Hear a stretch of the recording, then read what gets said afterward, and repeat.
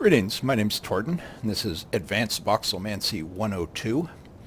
In today's installment, we're going to discuss the tools of the trade and talk a little bit about offset voxels. So the first thing is that I would like to talk a little bit more about reactors. So this is a reactor. A reactor is simply 8 voxels set with a space in between them. There's some fancier versions. I prefer to use smaller blocks than full-size blocks for mine, but really all we're doing when we talk about a reactor is talking about this. And the reason we have this is because it's not always clear for a target voxel where its vertices actually are.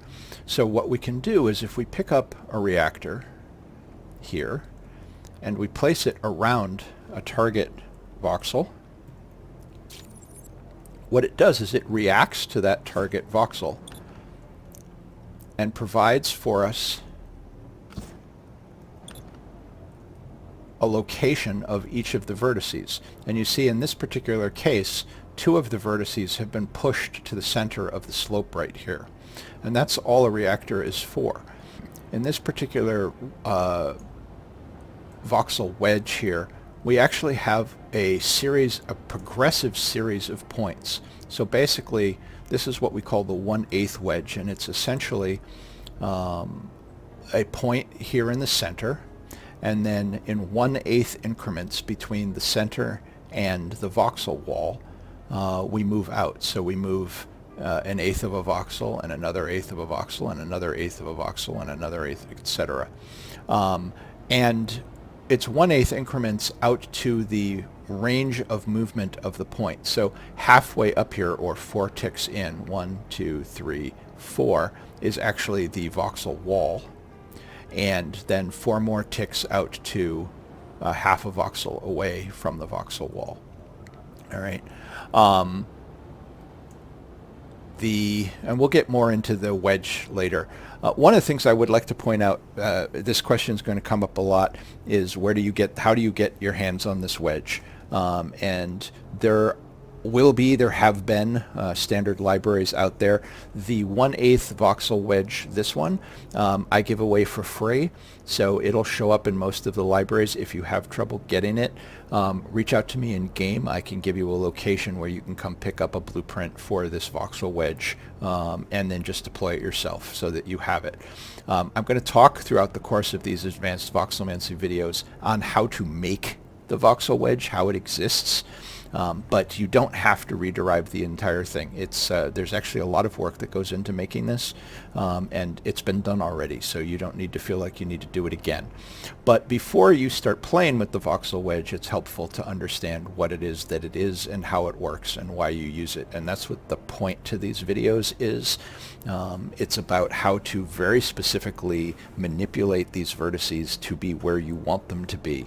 But to do that, you have to understand a little bit about how it works. So today's tools of the trade. So the first one here is, like I said, the reactor. The second one is what I call a area shrink tool. It's really just an arbitrary name. So basically what we're going to do is we're going to go over here and we're going to place an X of voxels.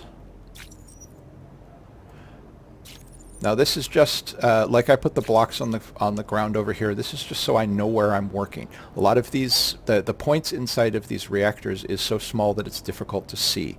And sometimes I want to be able to pick up a voxel that's either not actually in the center or so small that it's difficult to find. And so I'm creating here something that basically provides handles.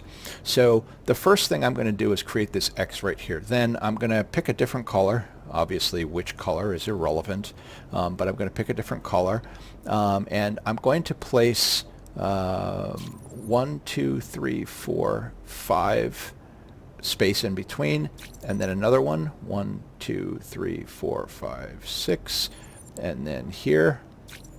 And then we're going to go ahead and make a cube version of this. So I'm just going to go out to here. I'm going to hold down the R key and use the mouse wheel to rotate.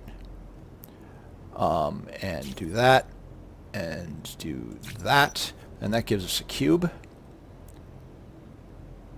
We'll go ahead and cut that. bring it over here and place it one above our little X right there. So that gives us this. And then we're going to repeat that. Well, we're going to go ahead and pick a different color. Let's go ahead and choose pink.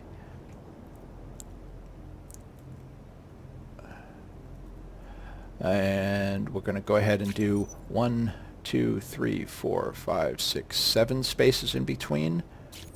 Now this is going to be our handles for when we're working with points that are too small to see. So we're going to go ahead and bring this up 1, 2, 3 spaces.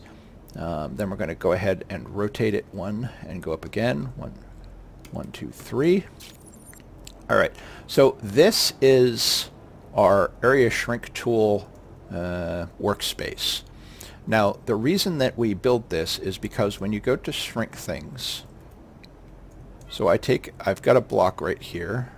Let's clean up my space a little bit. And we're going to go ahead and copy this. So I place a voxel here in the center. 1, 2, 3. All right, and it's now in the center of this whole thing. And we're going to use the area shrink tool. Now you can use the expanding area, so I could just click here in the center and then expand holding down the control key and moving the mouse wheel. I can expand my select area. I can use this technique. Sometimes I find that cumbersome or a little bit harder to deal with sometimes, so I like to, that's what these yellow handles are for.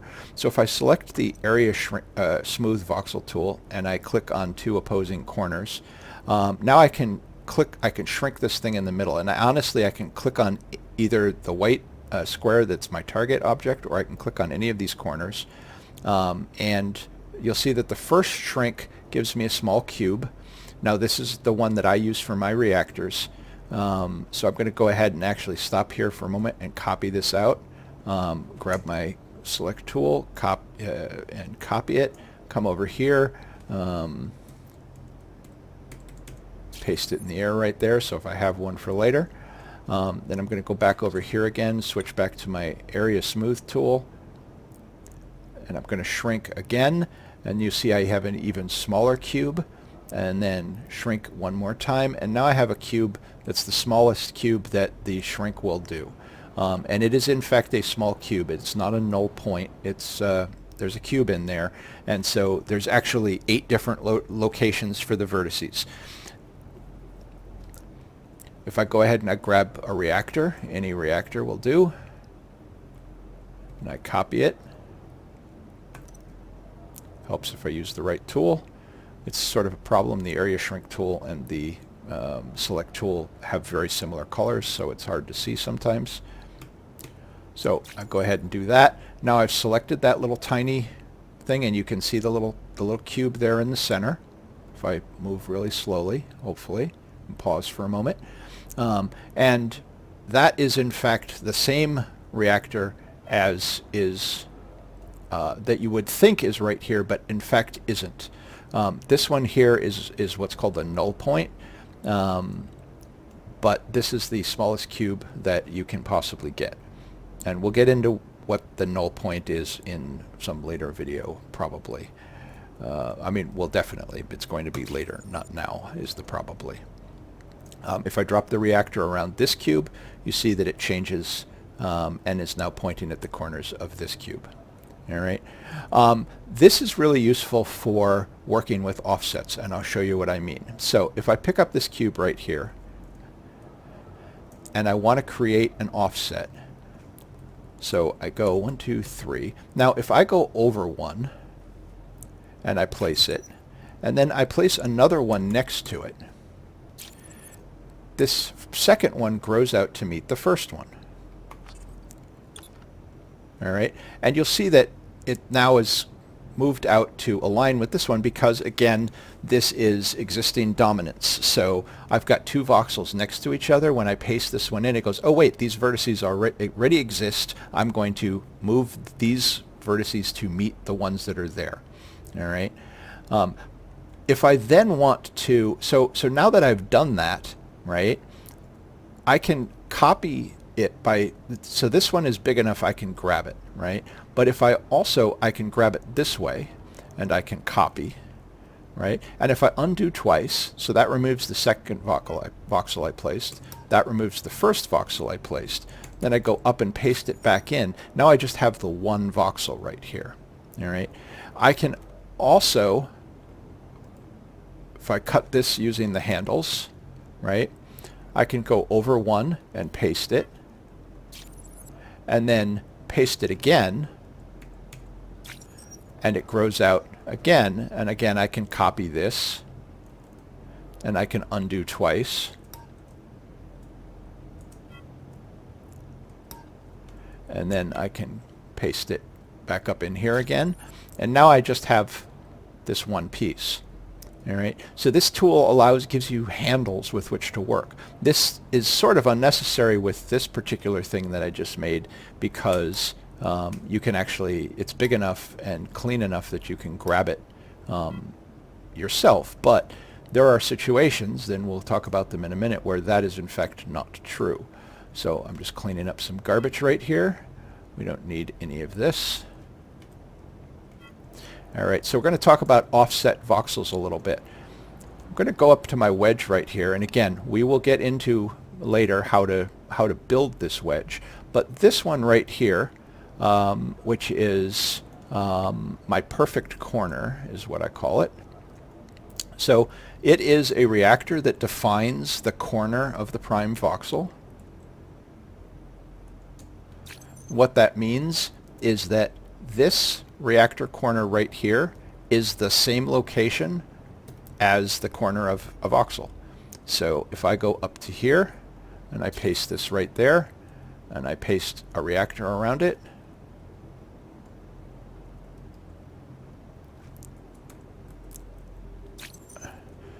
this corner right here and this corner right here are identical. All right. Obviously the rest of them aren't. Well, what does that mean?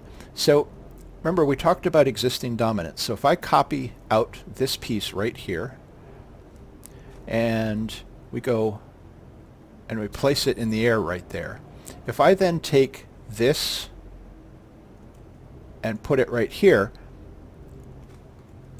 so that first corner that I put in already exists, and I'm now pushing that corner of the voxel over into here. I can copy this and lift it up a little bit more so that you can see it. But it basically looks like I've made a hollow voxel. The whole voxel still exists, right? It's still there, but this one vertex in the lower left corner right there has been pushed up into that upper corner. All right. I can take another voxel. Let's grab a different color. And if I place that voxel on this side, well, no big deal. Okay, that's fine. But let's change that color again to here. Now, if I place this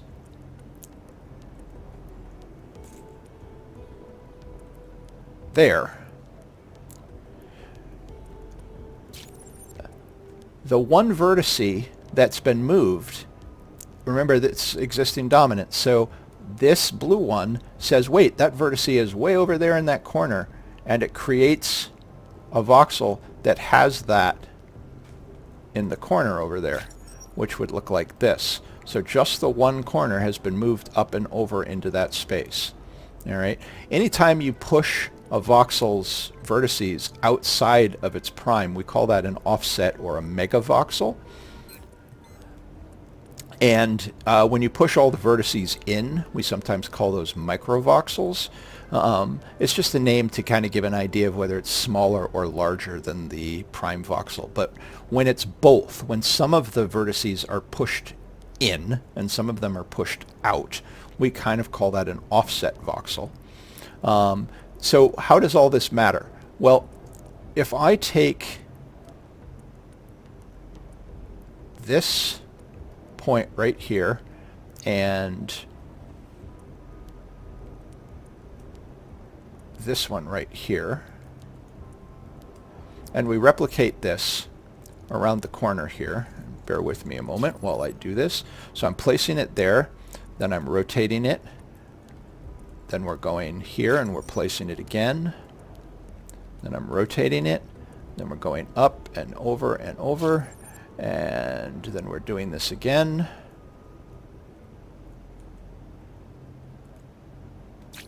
All right, so now I've defined a reactor that's empty in the middle, but you can sort of see the shape that's going to wind up here. And if I take a cube, and we'll go ahead and change its color to something, let's see, let's go for green.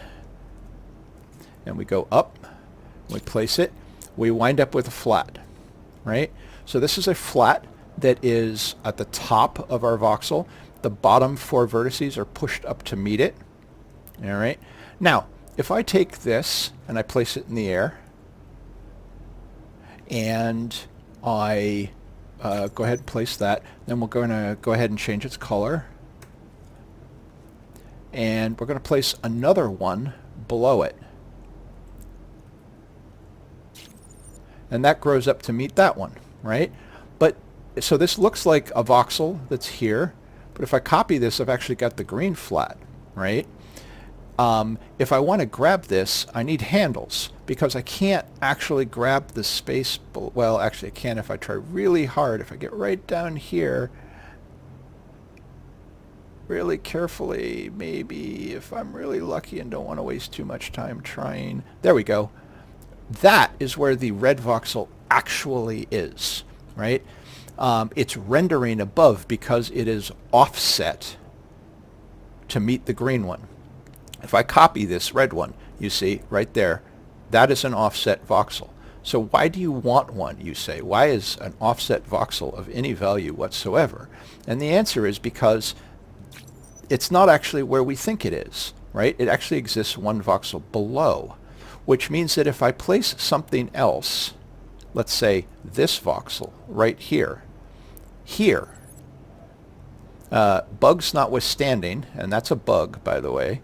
If I place another one right here, that'll sort that out, right? So this voxel, this white voxel right here, exists right here. This red one isn't there. It's actually here. It's rendering above it. So the 2 voxels actually have a space between them. So the 2 don't distort each other, because this one is offset and this one is not. And so where this red actually is empty. Hopefully that's not too confusing. We're going to talk a little bit more about this again in future videos, but this one is really about the tools of the trade. Hopefully that's clear. That was Advanced Voxelmancy 102. See you again.